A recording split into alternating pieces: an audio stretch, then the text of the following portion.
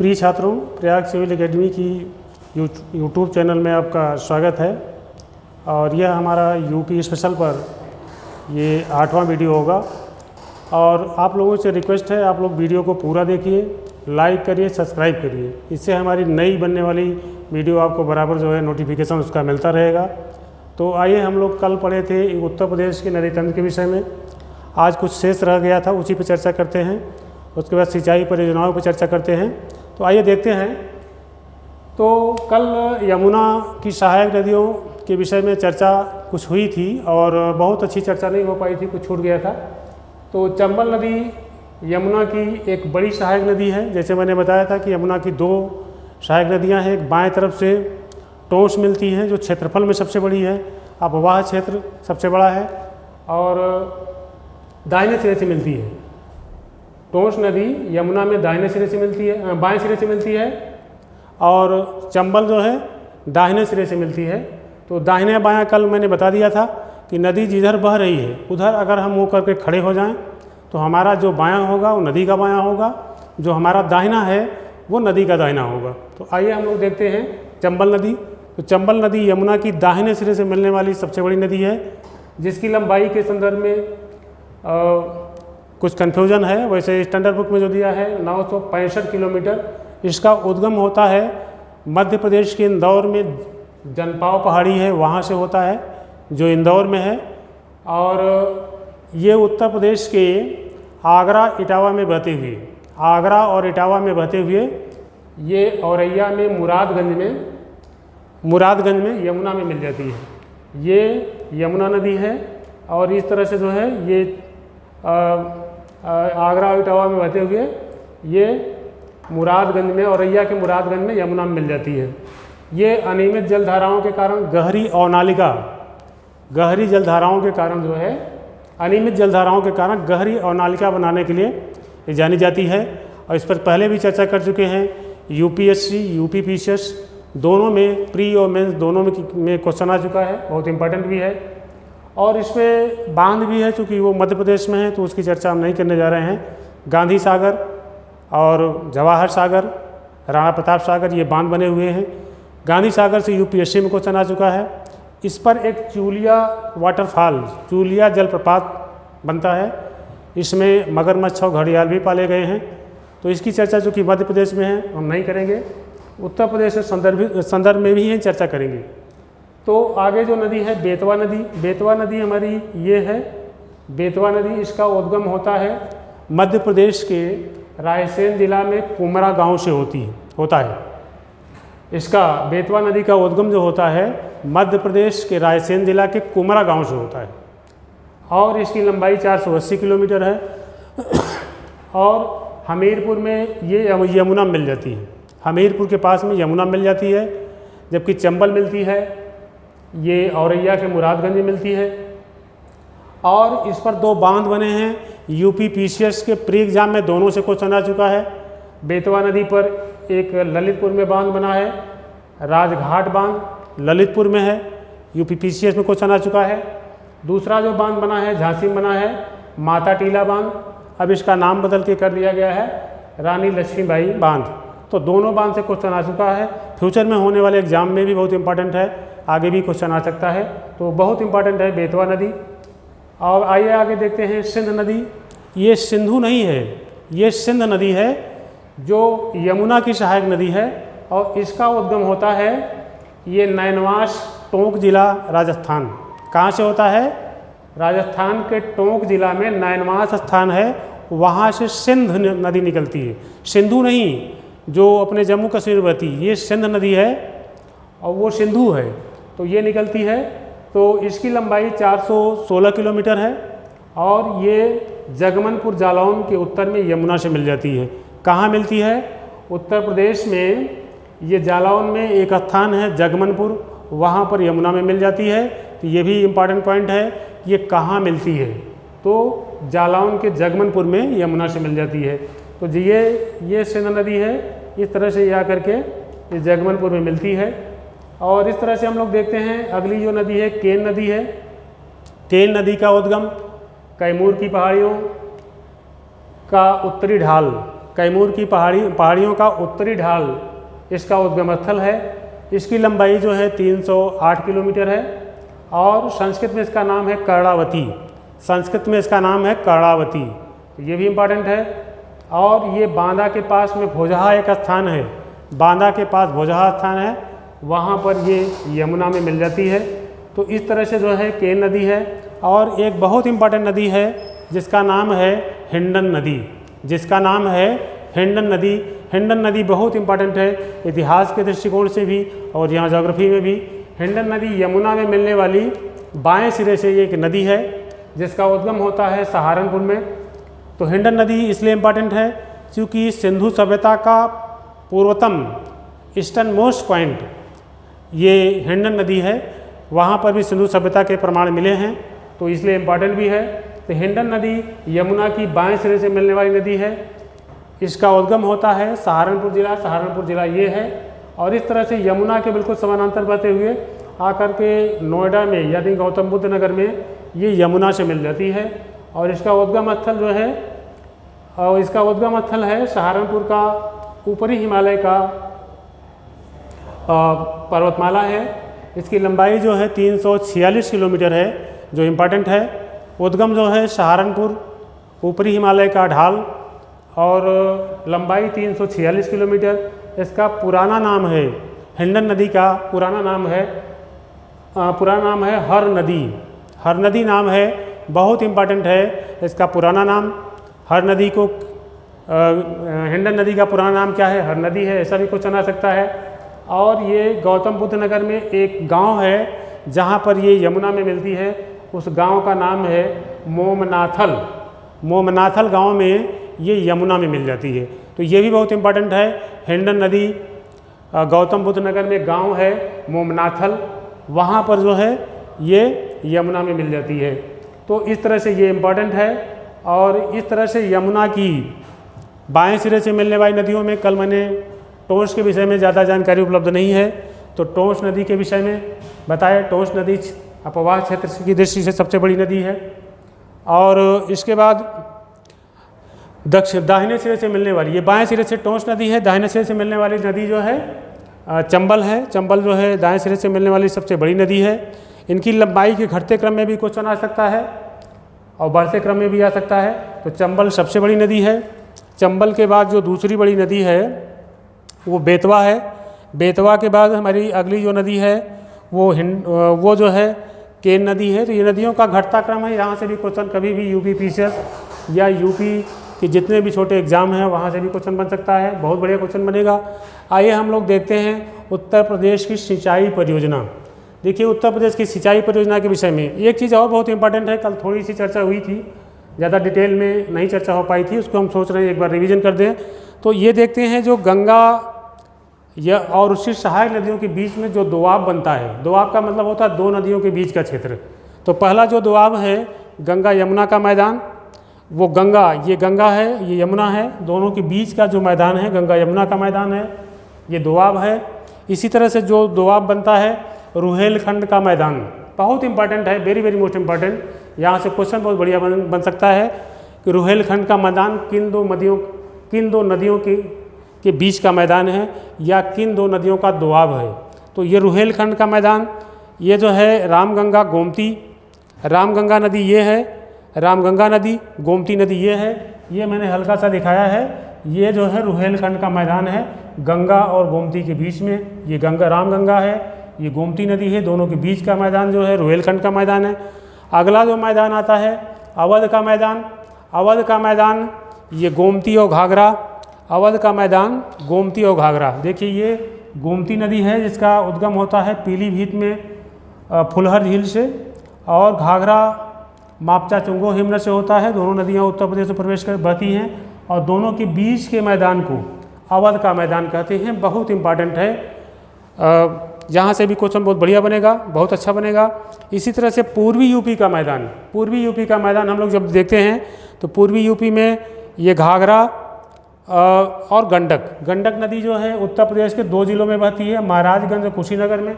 यहाँ से भी क्वेश्चन आ सकता है, मैं पहले ही बता चुका हूँ कि गंडक नदी और घाघरा के बीच के मैदान को ये क्या कहते हैं, पूर्वी यूपी का मैदान कहते हैं। तो यहाँ से भी बहुत बढ़िया क्वेश्चन आएगा, बहुत इंपॉर्टेंट क्वेश्चन आएगा।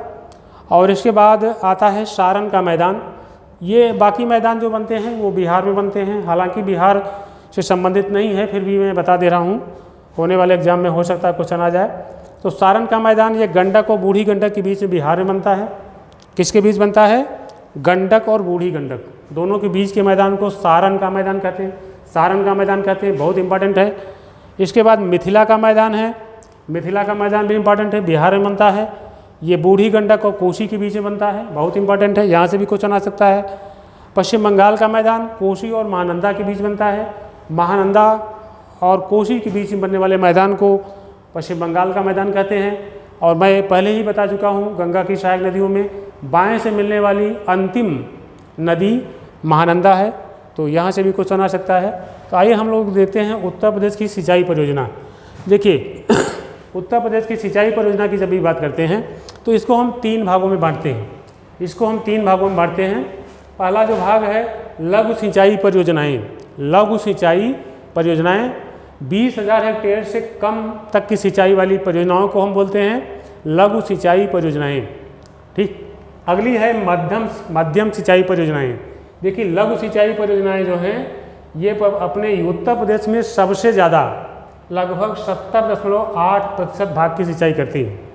लघु सिंचाई परियोजनाएँ जिनका एरिया है 2,000 हेक्टेयर से कम सिंचाई करने वाली परियोजनाओं को लघु सिंचाई परियोजना के तहत रखते हैं, जो बहुत इंपॉर्टेंट है। यहाँ से क्वेश्चन यूपी पीसीएस में आ चुका है और ये जो है पूरे यूपी के 70.8 यानी 70.8% भाग की सिंचाई लघु सिंचाई परियोजनाओं से होता है। इसमें शामिल है कुआं वेल, पंप सेट, नलकूप, तालाब, ड्रिप सिंचाई, स्प्रिंकल, एनीकट, ये सिंचाई जो है लघु सिंचाई परियोजनाओं में शामिल की जाती हैं।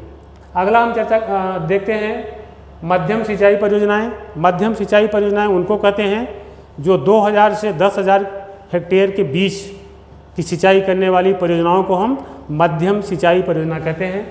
तो इसके बाद आता है बृहद सिंचाई परियोजनाएं, जो 10,000 हेक्टेयर से अधिक की सिंचाई होती है। जिन परियोजनाओं के माध्यम से उनको हम बृहद सिंचाई परियोजनाएं कहते हैं।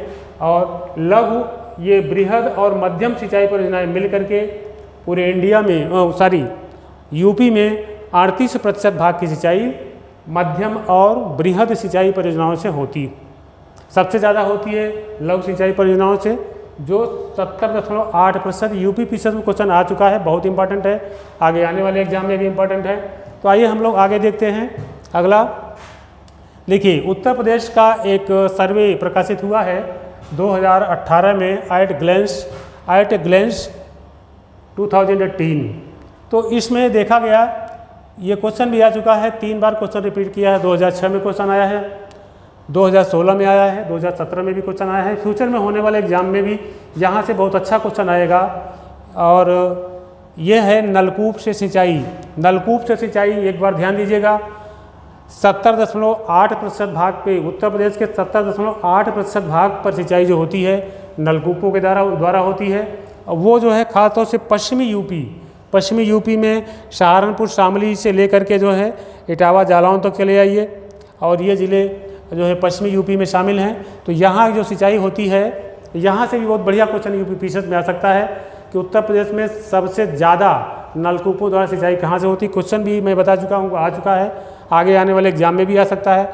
नहर द्वारा सिंचाई होती है 17.2% भाग पे सिंचाई जो होती है नहरों द्वारा होती है। कुआं द्वारा जो सिंचाई होती है वो 10.2 यानी 10.2% भाग पे कुआं द्वारा सिंचाई उत्तर प्रदेश में होती है। और यह सिंचाई खासतौर से गंगा का मैदानी डेल्टा भाग जो है, जो गंगा और उसकी सहायक नदियों द्वारा जो डेल्टा बनते हैं, वो डेल्टाई भाग की जो सिंचाई होती है वो कुओं द्वारा होती है 10.2% भाग पे, बहुत इंपॉर्टेंट है। इसके बाद तालाब और झील का जो परसेंटेज है 1.3% है, 1.3% भाग पे तालाब और झील से सिंचाई होती है। और अन्य साधन द्वारा सिंचाई जो होती है 0.5% भाग पे। तो ये सारे टॉपिक बहुत इंपॉर्टेंट है आगे होने वाले एग्जाम में। यूपी में नलकूपों से सर्वाधिक सिंचाई होती है, पहले बता चुके हैं, क्वेश्चन कई बार रिपीट कर चुका है। आगे हम लोग देखते हैं उत्तर प्रदेश में सिंचाई का जो पहला कार्यालय खोला गया, उत्तर प्रदेश में सिंचाई का जो पहला कार्यालय खोला गया वो 1823 में सहारनपुर में खोला गया। यहाँ ये सहारनपुर है जिसकी सीमा 3 राज्यों के साथ लगती है, उत्तराखंड, हिमाचल प्रदेश और हरियाणा के साथ में। तो 1823 में उत्तर प्रदेश का पहला सिंचाई कार्यालय खोला गया।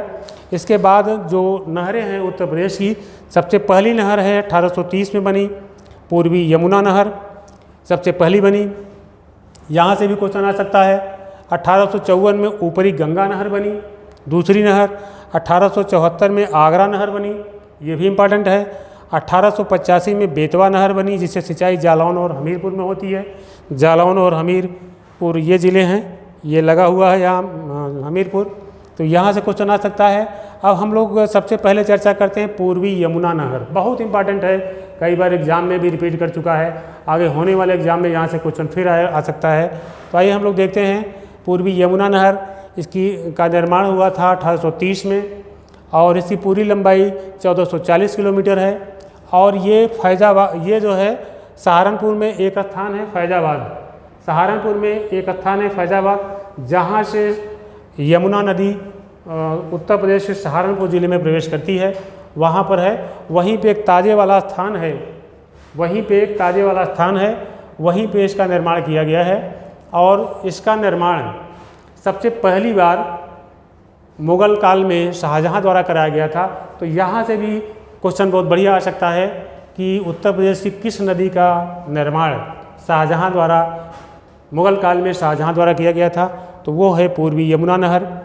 इसमें जो डिस्चार्ज क्षमता थी पूर्वी यमुना नहर में, पानी को की जो कैपेसिटी थी वो 800 क्यूसेक क्षमता थी, जिसको बढ़ाकर 4000 क्यूसेक कर दिया गया। और जुलाई से अक्टूबर तक पानी की कमी के कारण इस यमुना नहर में, पूर्वी यमुना नहर में पानी की कमी के कारण जो है इसमें एक बैराज बनाया गया, हथनी कुंड बैराज हरियाणा में बनाया गया। इससे क्वेश्चन यूपी पीसीएस में आ चुका है, फ्यूचर में होने वाले एग्जाम से भी, यहाँ होने वाले एग्जाम में भी यहाँ क्वेश्चन बन सकता है बहुत बढ़िया। हथनी कुंड बैराज कहाँ है, किस नदी पे बनाया गया है, तो कहाँ बनाया गया है, यमुना नदी पर, और ये हरियाणा में है। अब आती है दूसरी नदी ऊपरी गंगा नहर। ऊपरी गंगा नहर का निर्माण 1842 में किया गया था। देखिए ध्यान से देखिएगा, बहुत इंपॉर्टेंट है, यहाँ से भी क्वेश्चन आ सकता है। ऊपरी गंगा नहर का निर्माण 1842 में किया गया था, लेकिन इसमें जो पानी छोड़ा गया था वो 8 अप्रैल 1854 को निर्माण हुआ था। 42 में 8 अप्रैल 1854 को इसमें पानी छोड़ा गया। और इस परियोजना के जो जनक थे सर पीटी काटल, सर पीटी काटल इसके जनक थे। तो यहाँ से भी क्वेश्चन आ सकता है पूरी ऊपरी गंगा नहर के जनक कौन थे, ऊपरी गंगा नहर परियोजना के जनक कौन थे, सर पीटी काटल, बहुत इंपॉर्टेंट क्वेश्चन बनेगा। हरिद्वार में यह नदी भीमगौड़ा में गंगा के दाहिने से निकाली गई है। प्रारंभ में यह नहर नौ परिवहन के लिए भी थी, नेविगेशन के लिए भी यूज में लाई जाती थी। और इस नहर में 200 क्यूसेक पानी, पूर्वी गंगा नहर से 200 क्यूसेक पानी पीने के लिए दिल्ली को दिया जाता है। और इस नहर से 100 क्यूसेक पानी हरदुआगंज ताप विद्युत गृह, हरदुआगंज थर्मल पावर प्रोजेक्ट को दिया जाता है 100 क्यूसेक पानी। और इससे निर्मित जो एक वाटरफॉल है, उस वाटरफॉल से भी बिजली पैदा की जाती है, जल विद्युत पैदा की जाती है।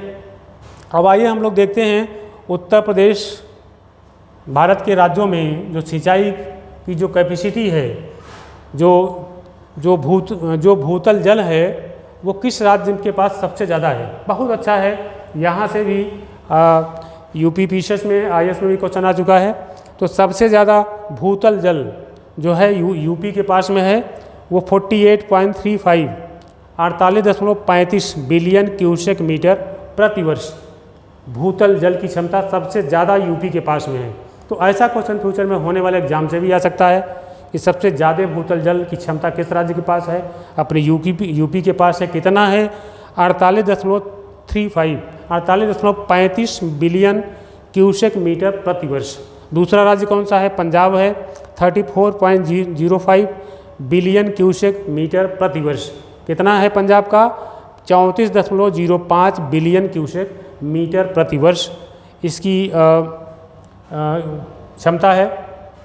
तीसरे नंबर पे आता है Madhya Pradesh 17.95 17.95 billion cusec metre प्रति वर्ष क्षमता है। और चौथा स्थान आता है महाराष्ट्र का 15.2 बिलियन क्यूसेक मीटर प्रति वर्ष यानी 15.2 बिलियन क्यूसेक मीटर प्रति वर्ष है। इसके बाद जो सबसे ज़्यादा इम्पॉर्टेंट है, अपने इंडिया में सबसे ज़्यादा जो सिंचाई की जाती है वो वहाँ के कृषि योग्य भूमि का सबसे ज़्यादा जो है हरियाणा के पास है। हरियाणा सबसे ज़्यादा सिंचाई करता है 84.44%, 84.44% सिंचाई जो है सबसे टॉप पे है अपने भारत में, सबसे नंबर 1 का है। दूसरा स्थान यूपी का आता है जो अपने पूरे क्षेत्र का 79.17% यानी 79.14% भाग दूसरे नंबर पे है अपना यूपी। तीसरे पर आता है एमपी में 67.10 67.10% भाग पे तीसरे नंबर पे है, जो अपने पूरे भूभाग की सिंचाई में इतना प्रतिशत भाग की सिंचाई कर पाता है। महाराष्ट्र चौथे नंबर पे है 24.62 24.68%। तो एक बार फिर देख लीजिए, जितने उपलब्ध कृषि की योग्य भूमि है उसमें सबसे ज़्यादा जो है सिंचाई हरियाणा करता है 84.44%। उत्तर प्रदेश का दूसरा स्थान है 79.17%, 79.17%। एमपी का तीसरा स्थान है 67.10%, 67.10%। महाराष्ट्र का चौथा स्थान है 24.68%। तो ये रहा हमारा सिंचाई का पहला वीडियो। आप लोग पूरे वीडियो को देखिए, लाइक करिए, सब्सक्राइब करिए, वीडियो को शुरू से अंत तक देखिए और ऐसा करने से हमारे नए बनने वाले वीडियो के नोटिफिकेशन आपको मिलता रहेगा। धन्यवाद।